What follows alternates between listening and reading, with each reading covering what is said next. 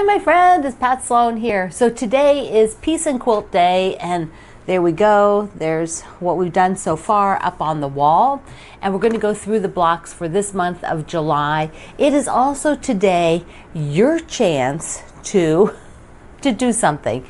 It is Give Something Away Day. So this is your chance to give something away. I've given something away recently. Now it's your turn. You can just give something to a friend, give something to your guild, give something to charity.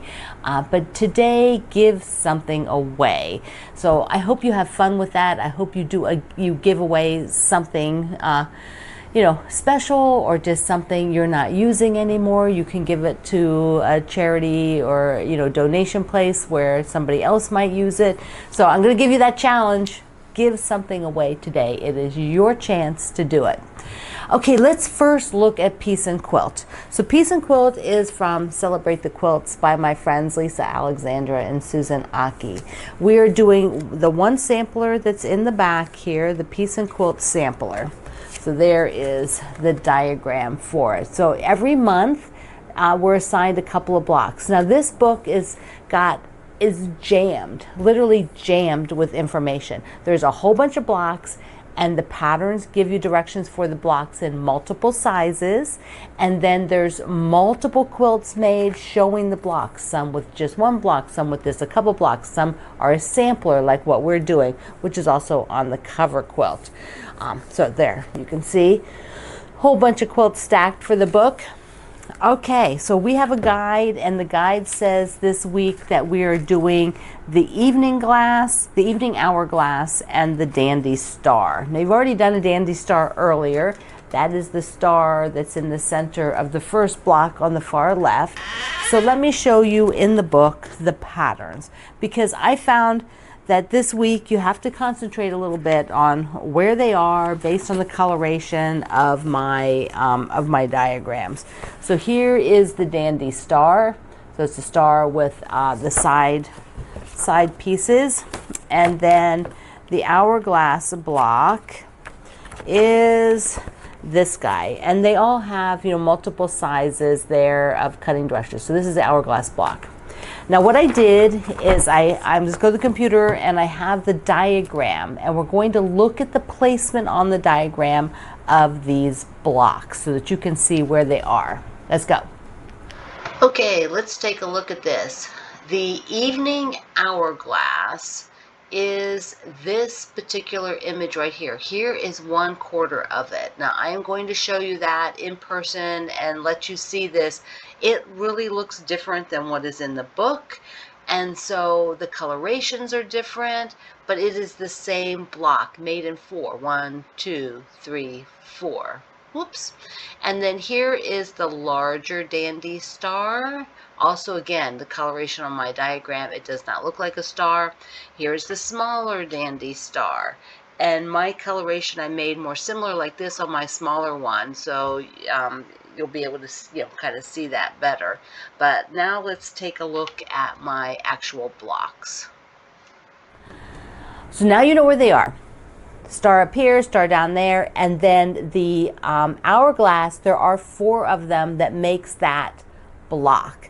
So it is all an illusion of how the blocks are laid out. So let's first look at the stars. Here are my 2 stars. This is the coloration. This is more like the coloration of the book, where you really see the star and then the outside. Now they did not have a different fabric here. In the book, the diagram shows just like 2 fabrics, the outer fabric and the background fabric. But I've got a 3rd fabric here. Now, the diagram, the colorations of these are like this one, of like the small one, where it more looks like a shoe fly block. The red makes like the shoe fly image, and then the star points in the green, which are lighter, are not as prominent, and the points are lighter green. These are the same 2 layouts. There's no difference. It's just where you place your fabric and the light-dark relationships of your fabric. So if you are messing around, you haven't done the blocks yet, it is kind of fun to work on some different colorations like this, just so that you can experience it rather than doing it exactly like the book layout. So that's really the fun of it. This one is easier. The blocks are easy. It's the colorations that can kind of mess with your head a little bit. Okay, so the second one is the Hourglass. It's called, what was it called again? I'm sorry, but my cold is still, I'm on day 9, in case you were wondering. I did have a couple days off of I just didn't film for a couple days after last Thursday's filming, but now I'm back again and I'm still gunked up, but much better. Just a little bit tired, a little bit gunked up. Okay, so it's the evening Hourglass Block. And let me just... Okay, so we're just dealing with the Hourglass Block. I'm going to put this here because I want you to be able to see it. Okay, so, or grab your book. Pause the video and go grab your book. Okay, so this is the block. Here we go. Yes, this is the same block. Let me do the rotation correctly. Okay, here we go. So the thing is, you've got squares, squares. But in the diagram, both squares are a color. In the block for the sampler, this is a color and this is background. Inside of the squares is a 4-patch. 1, 2, 3, 4. In the diagram, you would have maybe green and you would have had gray.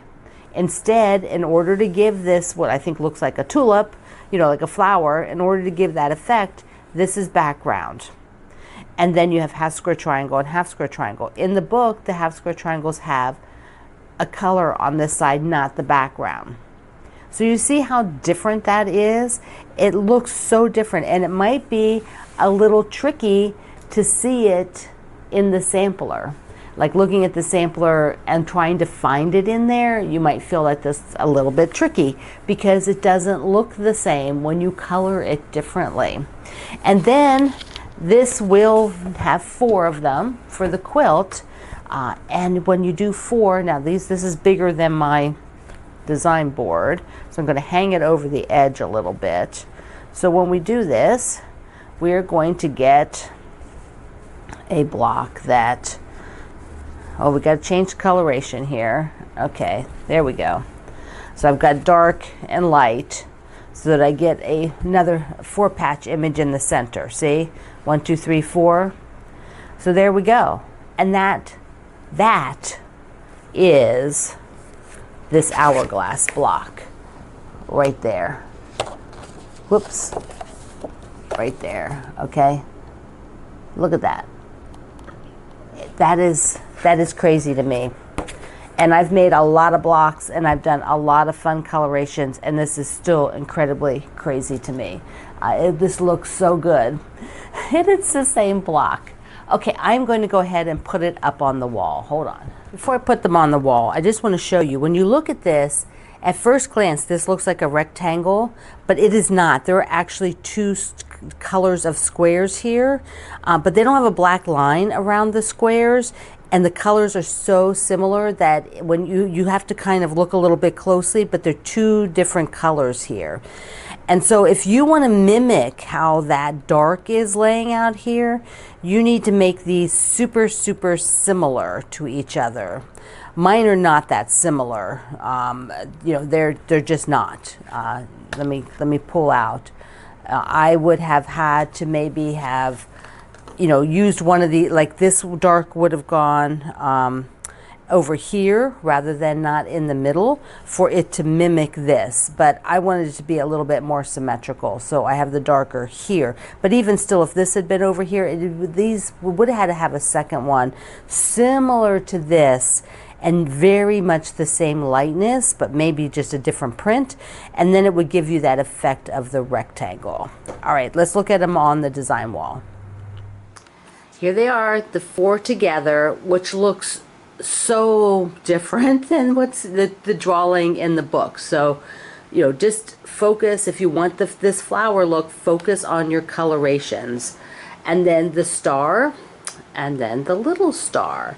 And how they'll this is way down on the lower row, but I pulled this down so you could see it behind me there when I'm sitting. Okay, so this is good. I will sew these 4 together, and then we'll have to wait till next month before I can sew more items together. Color placement is so incredibly exciting for a block. It really changes how things look. And you know, you play around with it, see what you think. But it's this is really a study, this piece and quilt, of particularly these blocks in fabric placement. Okay, I have a little mail call. This came from April in North Carolina with a sweet note. Thank you, thank you, thank you. I love Starbucks. I go there most days for an afternoon treat. It's my afternoon break. Love it. Mwah. They do know my name. Yes, yes, they do. Okay, and then from Anne in New Jersey, she sent me, oh, yes, look how cute that is. What? See the quilt block? See the quilt block? It's the airplane quiltscape, it says. Oh, isn't that cool? I love that. Now, she lives near the shore in New Jersey, the Jersey Shore. She lives near the shore, down by the shore. And so she sent me some super cute sewing stickers, a whole darling package of them. And I turned thread and fabric into quilts. What's your superpower? Look at this darling bag. And it has something in it. Okay. Ah! I didn't open it in advance. Ah! Saltwater taffy. Oh my goodness. One of the absolute most famous saltwater taffies. Let's see what shape they are. Oh, they're rectangles. See them? Ah. Okay, so I look on top here. What kind? She's got all kinds in here. A whole bunch of different kinds. Yum. Does it tell me what it is? I'm like out of practice from saltwater taffy. Okay, after the video's over, I'm eating one. Yes, I am. Mwah. Thank you for thinking of me. And then I have another sweet item. The next one is from Vivian in New York. So it is going to segue into something else. So first of all, she sent me the note on this super cute bulletin paper because she said it was red. And so she has been collecting some state fabrics. And you know, I talked about the state fabrics, and a few of you have sent me state fabrics. And so she sent me a galore of state fabrics. She's in New York. Let's see. So she's in New York. So she has some New York ones. Now, as I'm flipping these, I'll just talk. So being in New York, she was collecting some New York ones, and there are always lots and lots of different New York things. I have some New York City ones from the City Quilter that I personally collected. She's near New Jersey, so of course she has a little bit of New Jersey stuff, and Connecticut is nearby. So she was collecting these from like her, tri-state kind of area. And then I can't remember whether it was her mother or her mother-in-law. Hold on. So it's her mother-in-law, who is a quilter in North Carolina. Yeah, is that right? No, South Carolina. In South Carolina. So she sent me some of the South Carolina fabrics that they collected. She said red. I had to have red. And then here's one. It's got the Biltmore and Greenville. This says North Carolina on it, so I don't remember what state she's actually in, North or South. So all the Carolinas maybe. And then she had some other license plate one that came out with, when they were doing all those shop hops that the shops did special license plate things. So they did fabric for that. So anyway, so got all that. And that's just absolutely, Vivian, it's absolutely wonderful. I love it, love it, love it. So this sort of morphed into kicking me in the butt a little bit to think about doing a state fabric quilt. And I mentioned that, and I was pretty serious about, if I collected all the states, I would somehow use them because I think it would be fun and be a challenge. I will do only one quilt. But I thought, like the critter quilt, I would like to document this somehow. So I decided to create a page where I would put all the information, put all the states, and I need a few of you that sent me some of the earlier states to write me and tell me you sent me those. So when I show you the page, you can go and look. I do have the Alaska one, but that might be the only one that I kept your name with it, because that was after I decided I would keep track. Also, there are the U.S. territories and of course other countries. If you have fabric with your country on it, that would be super awesome. So let's look at the state page that I created, which you can get to from my main website. And also I wanted to show you my Quilt Gallery page again, because I have updated it for the number of charity quilts that I've given away, quilts that I've given away this year. So let's go ahead and look at that. So what do you think? It's just, I don't even know how I will put together a quilt, because some of your pieces are going to be larger, like you can see here, like the Alaska. I mean, really, that piece of the state is quite spectacular, you know, just cutting that out. You will be sending me more than I will use. And if there's unique, you know, different unique ones for the same state, I'm going to try to use them somehow. And I'm not sure what it'll look like, how it will feel. But I'm very sure it will be very asymmetrical, and it will be really fun. It'd be like a puzzle to work it all together. One of a kind. I do not know what I will do with it. Go look at the FAQ questions I put. If you have other questions, leave a comment, and then I will answer them up into the FAQ if I didn't already. Frequently asked questions, for those of you who don't know what FAQ is. Frequently asked questions. So on that page, that way I can keep track. I do have to do the third critter quilt first before I'd ever attempt this. Plus I also need to have all the states.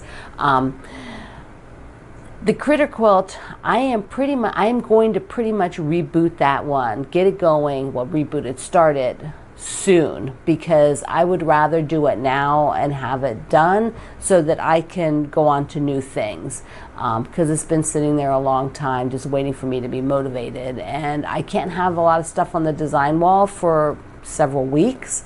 And so that means if I just did the last block of the month one today for Piece of Quilt, so if I get the critter quilt going, then it's like 2 weeks before, maybe 2.5 before the next parts of a block of the month start coming up. And I may not be able to put them on the design wall then. So, you know, I may have to put them on the ground or something to show them. But, you know, that's just, you know, trying to the logistics of it. And no, I'm not putting another sheet. I'm not putting a flannel tablecloth. I'm not doing any of that stuff. I prefer to just use this and not have layers of anything, because those are temporary. The block of the months are a one-day thing. I just need them up there for one day, for one filming, so that's it. I don't want to have a whole big rigmarole for them. All right. 2 other things, and then I think I might call it a day. Let's see, I put the row together for Christmas all year, and yay, got it done.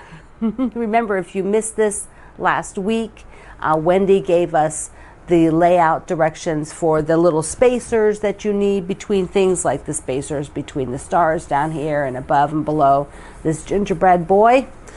Okay, hold on one sec. The other thing I did while I've been sick is another binding, and this is Hometown Charms. Hometown Charms. I adore this one. It is going to be what I put up right away in the fall. Yes, it is. Here we go. Just going to hold it up. Ta-da! Ta-da! Look. Look, look, look. I use my Harmony wide back, and it has like a swirl and, you know, just sort of like the wind. And I believe there might be some leaves and berries in there. Just mostly a swirl. It's mostly a swirl. But I use this for the binding. I did not have any more of the green that was the inner binding. It was old from my stash. And so, yeah, I kept that sort of rust color. And I think it looks really good with that pink That's when we did this, that was a laundry basket fabric. And if you go to the project page for this, on the completed projects that I love to make quilts, I link you to the fabrics. I always link you to the fabrics I'm using for the quilt along. If there's anything left for you to look at, which is doubtful, but after that amount of time. Okay, also I have my pink flamingos on today. Ta-da! I felt like, okay, let's be cheery. Let's be cheerful. Okay, my friends, you are going to do your piece and quilt and have really a lot of fun with the blocks for the sampler this week. You know, they are incredibly fun to mess around with the layout of the fabric positions. So I hope you really, really enjoy it. Okay, I love you. Mwah. Thank you for being here in the Sloan Zone. I will see you online.